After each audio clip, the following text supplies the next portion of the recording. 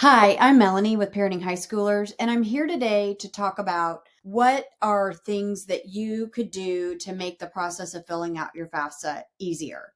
It's different this year. In 2023, it's not open until December. Usually you're doing it by the beginning of October. There are 5 things that I have come up with that will make this process easier to when it comes time to start doing this. And if you do a lot of these things ahead of time, when the actual date opens, which we don't even know what that is at this point, you can just get right down to it.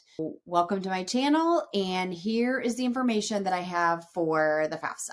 First of all, I'm not an expert, but these are 5 things that I've researched and found for you that will help with this process. So first, get your financial aid together.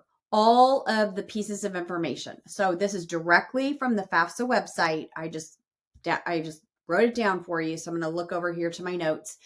First of all, you're going to need your Social Security number for your child and for you, the parents. And if you are not a U.S. citizen, you're going to need your alien registration number. You're going to need your federal income tax returns, W-2s, and other pertinent records of money earned. Oh, and hopefully the IRS data retrieval tool will work for you. I'm here to say it has not worked for us since maybe the second year, maybe even, I can't even remember how long ago my husband's identity was stolen at his place of work. So we have always had to do it manually. So assume that you're not going to be able to use the IRS data retrieval tool. That way you'll have everything together. And if it does work, awesome. It's going to save you some work. You may need some bank statements and other records of earned income. You look at the website and you figure out what it is that you're going to need. You will also need a FSA ID, and I'll talk about that in a moment. But those are the things to have on hand when you start the process. Okay, one thing you can do before you even start on the FAFSA in December, whenever that is use the Federal Student Aid Estimator. It used to be called the FAFSA Forecaster, and it was a way to sort of upload information and find out ahead of time close to what it was going to tell you. And so they've changed the name of it. It's supposedly about the same kind of outcome. Another thing for you to look at as you are getting ready to fill out the FAFSA is which schools is your student interested in, and you need to look at the cost of attendance, COA. And every college is going to have that on their website. There'll be a tab in like admissions or financial aid or whatever. You should be able to find a place that has cost of attendance. That's going to help you know when you get the number from FAFSA how close these two numbers are. All right.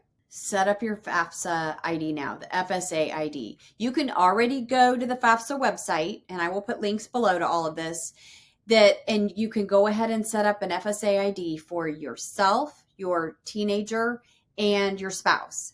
Now, in divorce situations, you supposedly now, with the new FAFSA, the parent that is the most financially supportive of the teen is the one that fills out the information. However, in some cases, the other spouse's information will be needed, especially if you all are divorced and living in the same house.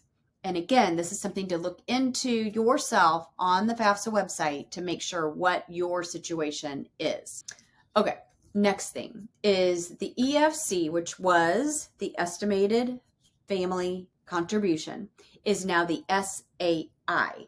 A lot of acronyms here. So you used to find out your estimated family contribution, and the number was never very realistic. At least it wasn't in our house. You know, if my husband and I lived on beans and rice and we both worked full time, and we might maybe have been able to come up with the EFC.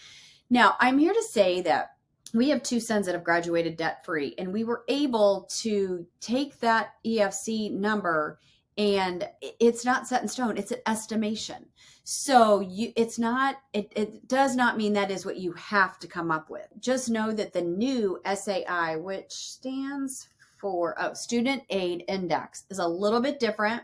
It's still an estimation. I looked up index today, and it means an indicator, a formula, or a clue. Meaning, again, it's not a precise number.